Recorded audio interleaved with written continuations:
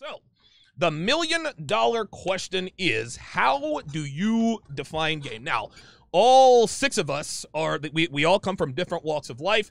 We've all been successful we've all had successful endeavors with businesses, with women, with projects, et cetera, et cetera. Now, I'm of the mind that game sort of conquers all. Game trumps all.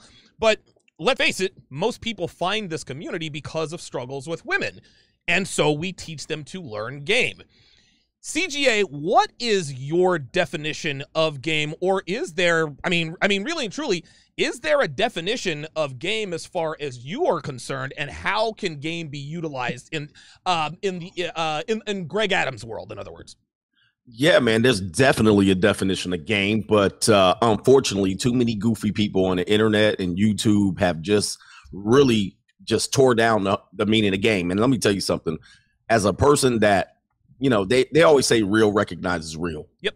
When you hear goofy people say they have game and you know they ain't pulling no damn body out here, and then you see them purport to be out here in the marketplace, in this particular modern marketplace, talk about that game trumps, well, then I can't really lend them a lot of credibility. Now, let me just go back. The definition of game has evolved over time. Yes, it has. My introduction to the word game came from the hip hop culture. Obviously, that was where it was introduced. You heard of people say, you know, you got to have game. You're going to run game. I got so much game. I need a referee. I mean, there were so many abilities, you know, so many rappers talking about that came from the pimp culture, the PIMP Yes. culture. So that's where the origins of the name came from. And at a time where women didn't have the reach that they have, you did have to run game on them.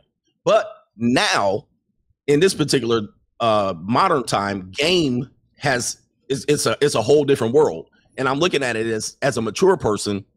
You got to have something to work with in this modern marketplace. You got to have something to work with. You got to have pieces. Now, if you don't have any pieces, you better learn some damn game. Okay, you better learn the ability to talk to women in a way where you can counter their objections quickly, because women are default setting is to reject and object. All right, so you got to be able to counter that quickly. Now, women have way more options at this particular point. So her objection, I mean, she has no sense of urgency. Right. With you, she already has 50 cocks right there in her phone. Right. So now, do you want to be the 51st cock? Well, I mean, if you're going to run game, I mean, why? What's the point? What's the point? But I'm thinking as a mature guy, and I'm always trying to get my guys to a level of maturity. The need for game in today's marketplace is basically synonymous of saying I have no pieces to work with. When you're a mature person and you have great advantage and you know that the numbers work in your favor with the vast majority of unaffected STD-ridden women, Woo. all right, well then you don't need game, because you got the pieces that you need. You have the maturity and you have the advantage on the marketplace. Right. Now, if you're a young guy, let's just say this, in sales and in business, if you're a young guy, okay, and you have no pieces to work with, you better learn how to talk to women, and you better learn that everything that she comes out of her mouth is pure manipulation in her default settings, meaning rejection and objection. Then yes, you're going to need some game. But again, are you going to be the 51st STD written guy that she's been riding on? That's your part. That's your problem. But that's just my definition from there. Wow. So CGA starting us off red hot with the red hot take. But game is really manipulation of social interaction. Okay. That's really what it comes down to. How do you manipulate the social interaction most of the time towards your favor? That's what I would define as game. You know, it's interesting when men run game, when men steer certain situations in their favor, they call it manipulation. But when women do it, it's just called being social. So there's kind of a double standard there.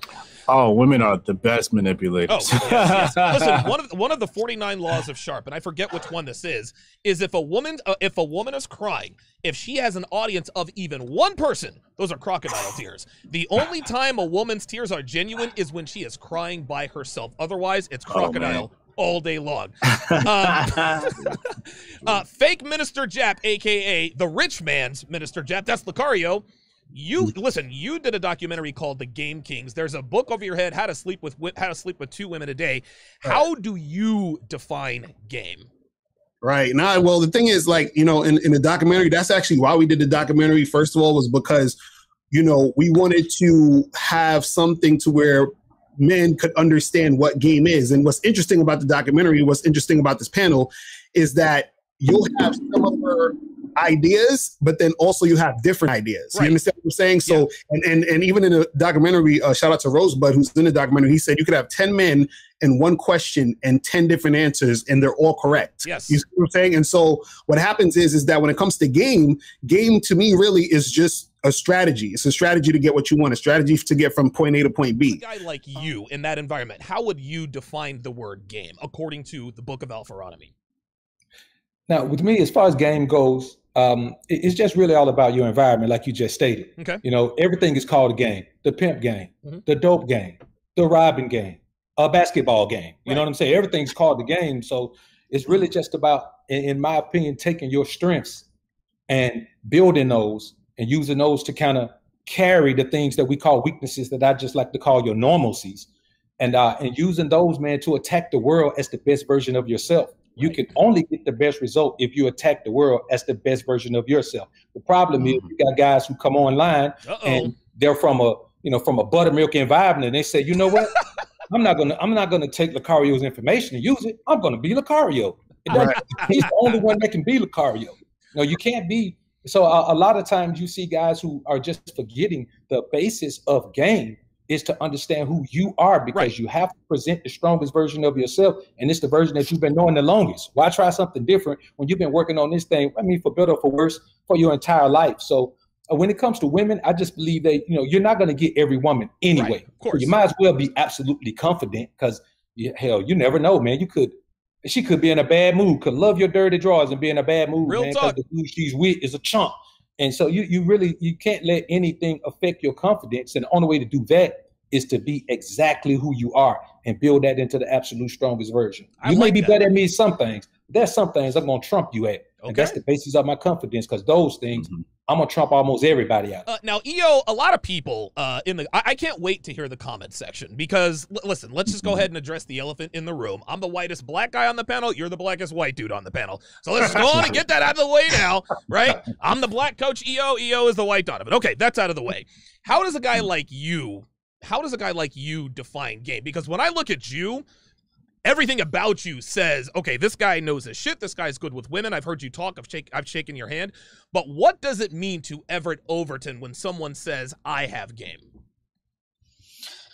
All right, so let me start with this. I made a video about this a couple weeks ago, that the number one, before you can run game on women or anyone, well, it can happen together simultaneously at the same time, but the number one person that you'll have to run game on in this life is yourself.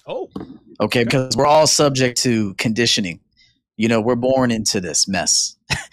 Sometimes it's beautiful. Sometimes it's more messy than it is beautiful, at least from what I've been able to see. But you have to build that dope life. It has to be about you, the man, first. It begins and ends with the man. I repeat that all the time. So if you're not good with yourself, you'll never be good with women. You won't even be able to network. Oh, you guys can hear me, right? Yeah, I can hear you. I don't know if I went out there. All right, cool. I'm good. So even like networking with you, seizing that opportunity, that came from being dope to myself. Right. So doing dope productions, upgrading my content, my quality, upgrading myself as a man, putting myself first, always putting myself first. So my cup is full. So that way I actually can give to the people around me, whether it be a business partner, a friend, a woman. So I always say that those with the best game are the best to themselves. Okay. Okay. If you're the worst to yourself, you can't run game on anybody. It won't even last. Even if you look good that night, you're in the club, you got a little swag on you. Yeah. It might work, for an hour or two, but once she actually begins talking to you, watching how you live, looks at your home, how you have it laid out, right. How you respond to questions, how you ask questions. A woman is constantly studying this to make sure you're the real deal.